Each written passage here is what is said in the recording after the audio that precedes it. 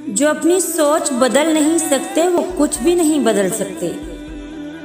किसी दोस्त को धोखा देकर ये मत सोचना कि वो कितना बेवकूफ़ था, बल्कि ये सोचना कि उसको तुम पर एतबार कितना था।